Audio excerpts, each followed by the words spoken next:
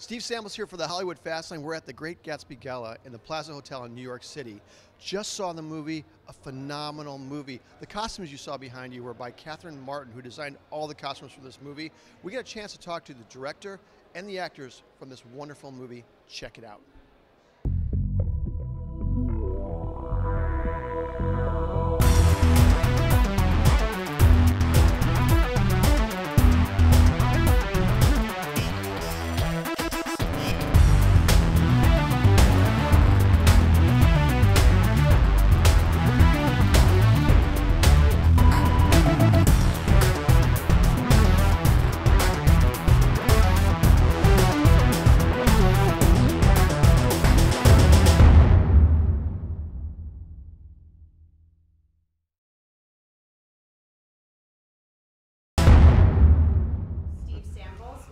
TV. Steve, yes. You have speed. Thank you.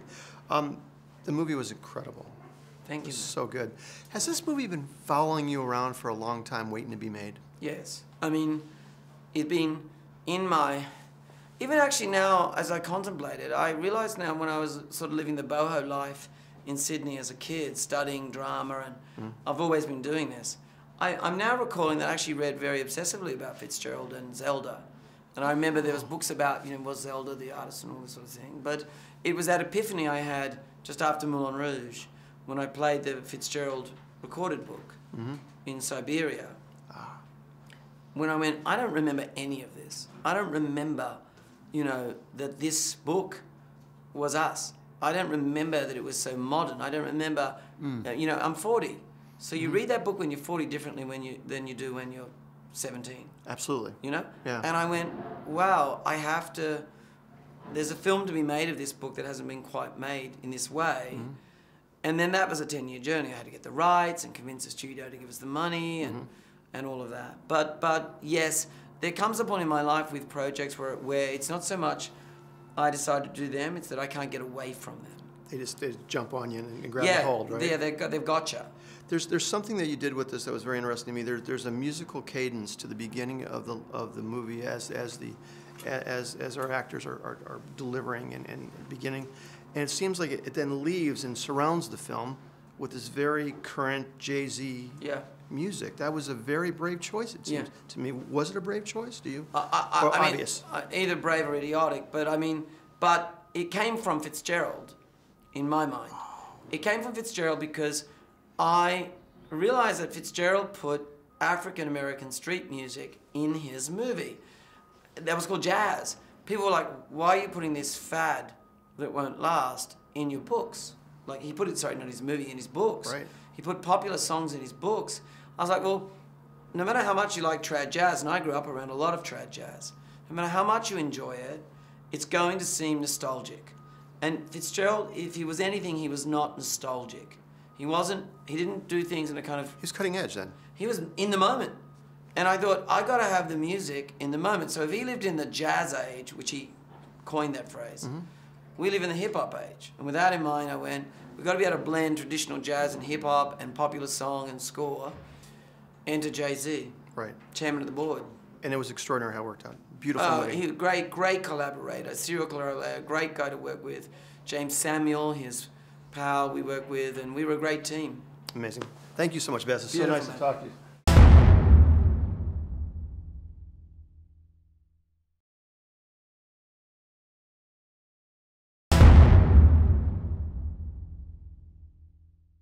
Saw the movie yesterday. It's incredible.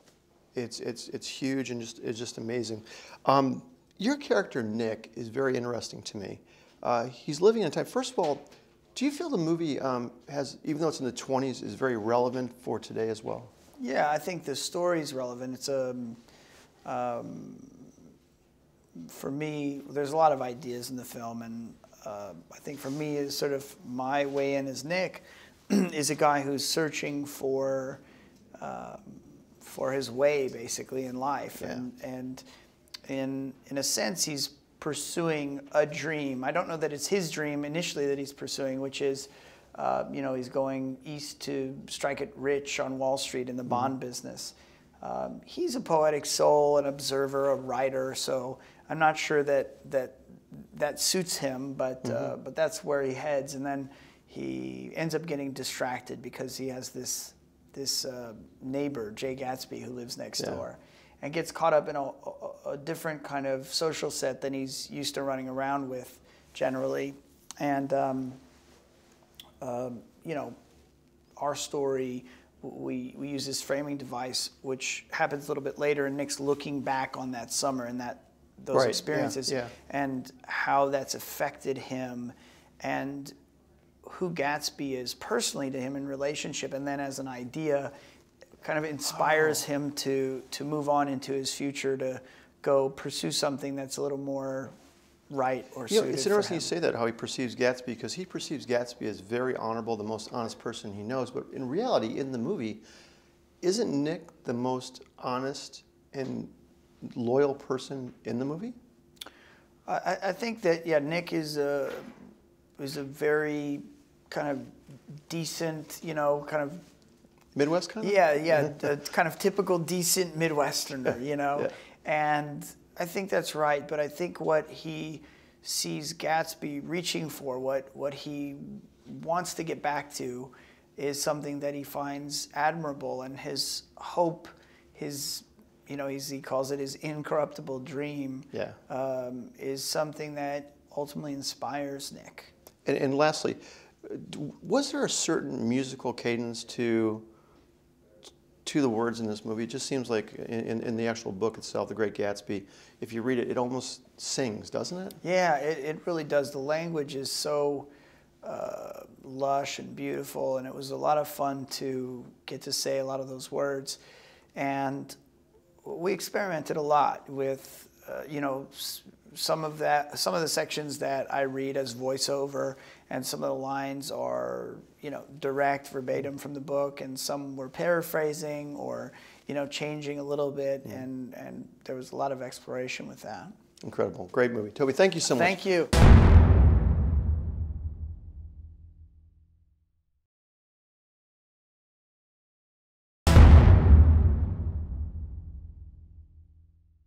So we're at the Plaza right now. You guys shot here, didn't you? No, we made a set to look like the Plaza. Oh, okay. So, yeah. All right, I thought we it didn't was film here, but very appropriate to do the junket here. Right, exactly. Yeah. You know, the movie was extraordinary, obviously, and the costumes were amazing. But you must have had 100 different costumes.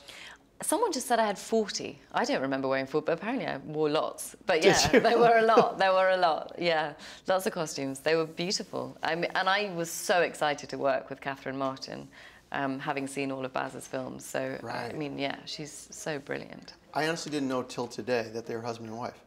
Yeah, I know. Didn't you? No, I had no idea. I know, it's amazing. And I've done my research and I don't know. So I was like, wow, that was well done.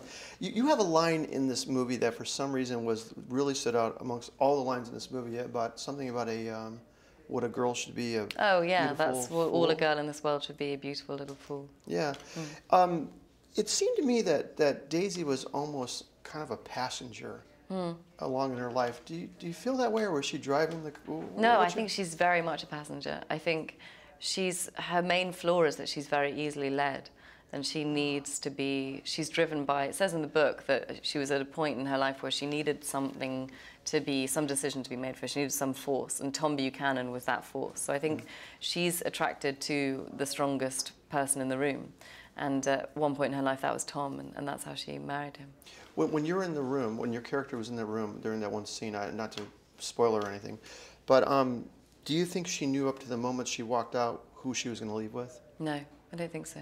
Yeah. I don't think she has, I think she's unsettled by that point, because she starts to feel that this beautiful fantasy might have to fall away. And I think she is a fantasist, and she's living in somewhat of a bubble. So I think she's starting to feel anxious, but I think she, from one moment to the next, can't see the next beat that comes, and I don't think she ultimately makes much of a decision. I think the decision is made for her. It's a passenger. She just kind of is led along. Yeah. And the other thing too is when I look at the relationship between her and Gatsby and her and Tom, both Tom and Gatsby's relationship to your character seemed more obsessive than it was love. Am I right? Or- Yeah, I think so. I think, you know, what they have is an infatuation.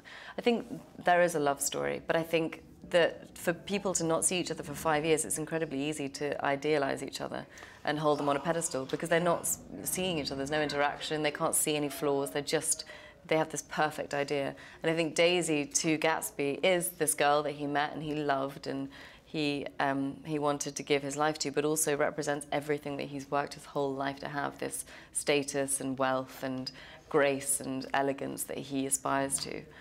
And Tom equally, I think it's possession and more than obsession. I think he owns her and he feels that everything in his life that matters to him is something that he owns. And lastly, this movie was very relevant, even though it's in the 20s, to today, isn't it? Do you feel that? Yeah, absolutely. It's a group of people who are aspirational and you know, for more and more and more. And Gatsby, you know, demanding this lifestyle that his life has to go like this. And I think that's so current that people they can't be sated. They just want more. It's true. And it's, yeah, very relevant. And a love story.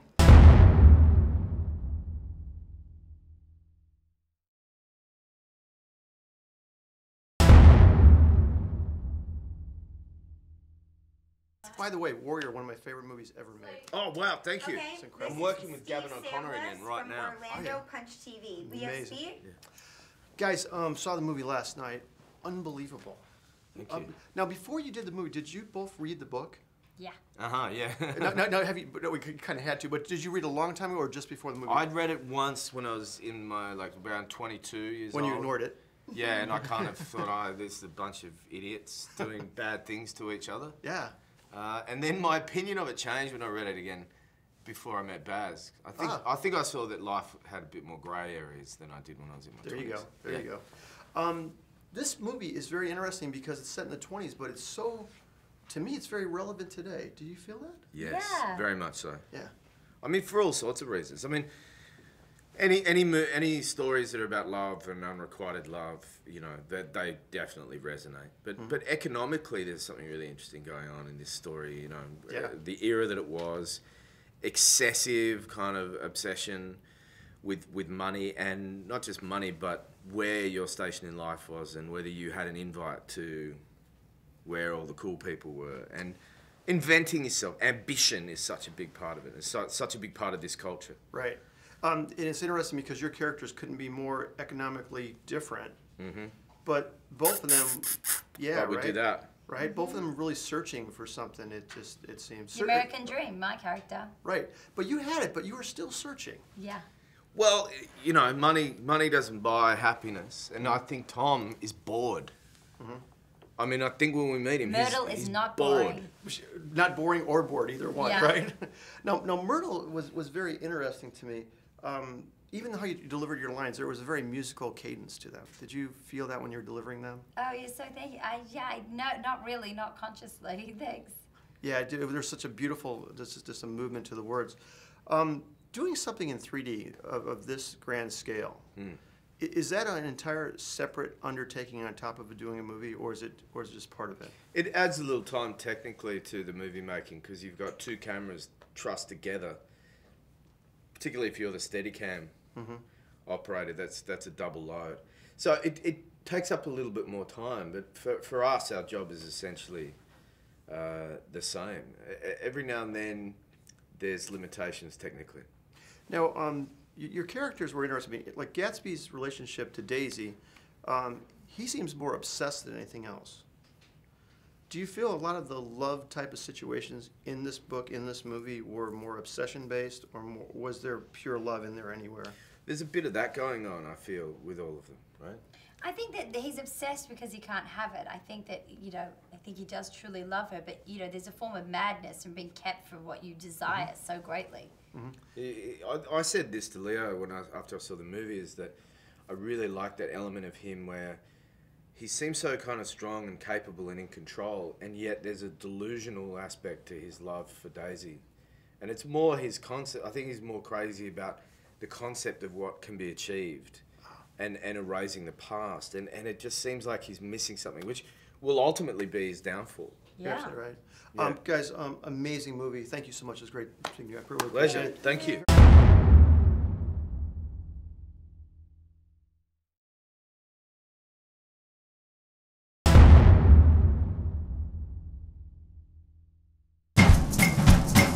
Hey. Ah! Did you tell me I was in your class in 2006? Jason Sherwood? Yeah. What are you doing here? I thought you lived in New York. Who uses pepper spray in Kingston? Beautiful day in the city. It is, isn't it? Nice day to walk. Hollywood Fastlane. Yes, good. So you guys are, you're opening a Tribeca tonight. Yeah. Is that when you finally exhale, or have you done that already? Yeah, you know, you exhale, I think, when you finish the film, Yeah. oddly. We wrap. It's so odd when you come back so much later to talk about a movie and you kind of, like, well, I did that last year. Yeah, didn't it's I? like another job almost. It When did feels you guys like finish that. filming? Like a year and a half ago. Yeah, almost. yeah. Yeah, because That we always were is in amazing. fall of last year, of Year before 2011. last. Yeah. Fall of So, 2011. this is so long ago, but when you guys first got the scripts on this movie, did you immediately feel how unique this movie is? I loved it. I thought it was adorable and really, really funny, and I felt incredibly relatable. I mean, I feel like I could have been an English teacher. That was an avid interest in Just of fit mine. with you, right? Well, you know, Yeah. I love books. I love school. I think if I hadn't become an actor, I could have somebody I could have been. You know. Could you have been a writer? I think so. I don't know if I have the discipline. I would like to. I love writing. And the but- intensity, I guess, too. Yeah, like I don't know if I want to. I don't know if I could do that. I think I would try and then see where it would go. Right. But I think, and I've always thought that, like always acting, I was always like, I'll definitely write, try directing, producing. But now it's like. That's cool. You found your niche. You're pretty cool for right now. Yeah. You know what? I'm seeing a real trend lately of really good storytelling. More than I've seen in a long time. Are you guys experiencing that as well? As scripts come to you, and as you're seeing it, it seems like the story is becoming more of the important thing now. Gosh, I hope so. I Yeah. really hope so. I know that's certainly what I'm drawn to. It's hard. I mean, because obviously in Hollywood they're in the business of making movies. You know, movies Sure. that'll travel And and making sometimes money. making money, and sometimes story doesn't travel as well, you know, because they want something to be global. But I think there's always a desire for that among audiences. The other thing too that I think I'm experiencing is that independent movies are the line of demarcation between the end result of a studio movie and independent. Is it becoming thinner? Is the quality as similar now today? I think independent movies have changed a lot, interestingly enough. I think even from like 10 years ago, independent movies have kind of changed. There's almost a line now. There's independent movies which need people to get financed. It's not like you can just go make a movie now. Sure. You could maybe do that with the really low budget movies, which seems to be like the new genre of movies that are getting made for like less than $1 million. Yeah. That you can. Amazing. Seems like it's replacing what independent movies were 15 But years ago. interestingly enough, and you know, that's where we started. I mean, I made an independent movie. You know, when we made Safe, it was for under $1 million, and the expectation with a movie like that was that you're going to make it for as little as possible. You didn't have to put stars in it, and that you would make your money back. But then what happened in the '90s was the Full Monty, which they made for nothing and made, I think, $35 million. Right, And so really well, the yeah. paradigm changed. Right. And then people said, well, we can make anything for a little bit of money and make a lot of money. So then that changed independent film. But now we're back again to digital films and making it for nothing. And You guys did this amazing, beautiful movie, and I'm trying to decide what it is. You know, is it a romance? Is it a comedy? There was music in it. Nathan Lane, sung in it. How would you describe it to somebody? How can we tell our viewers what this thing is about? I mean, I read it, and one of the things I loved about it, and I don't know if this is good or bad, but it reminded me of a movie that you would see in the 90s that would get like a really wide release that you could go see with your entire family, but it's not a kid's movie, and it's not an entirely like erotica, adult movie that you, even though, and it's a dark comedy, like there are dark elements in it, but it's handled very lightly and with a very light touch, and it's funny, and it's, there are dramatic moments, and it just seems like a very kind of family friendly. That's a terrible phrase, but it does seem. No, I like that. It's something that I wouldn't hesitate to watch with my grandmother or like one of my guy friends. You know what I mean? It's just You're right. You could. It's a very all-encompassing, just good story with a bunch of a little bit of everything. I think, except like an explosion. There you go. Nothing blew up. Other than that. Yeah. Well, once again, a beautiful movie. I really enjoyed it, and I think everyone else will as well. Thank you so much, guys. I appreciate it. Time to hand in your quizzes. Hi. Hello. When I was divorced, I grew a mustache. I feel like I'm me now. Do you really need to make $40,000 a year just to teach some kids how to clap their hands and run around in a circle? I thought you'd be tearing up Broadway by now. I wrote my thesis play. It's a very, very personal story. Jason, what if there were a way to get it produced right now? Oh, it's so extraordinary. I feel I've been transformed. This is not a high school play. This from a man who thinks American Buffalo is about an American buffalo. That's what it's called. Well, in the words of David Mamet, Now, time out! Jason, I need to talk to you outside. We are rehearsing. Excuse me, I'm going to talk to my son now. You know what? He's a bully, and someone needs to tell him that he's wrong. Oh, no. Because of the play, we must be professional. Right. You're jealous. Excuse me? You want me to bend you over your desk right now? Ow! Oh, God. Oh, God.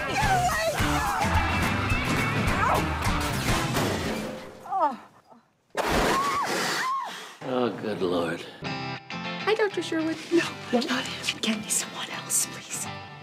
This is awkward. How's your neck? Just say what you need to say. What kind of teacher are you? You've worked really hard. You're going to be great.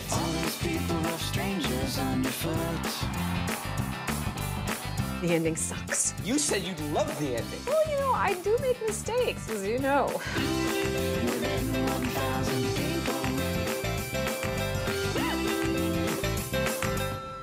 Linda, I'm having chest pains.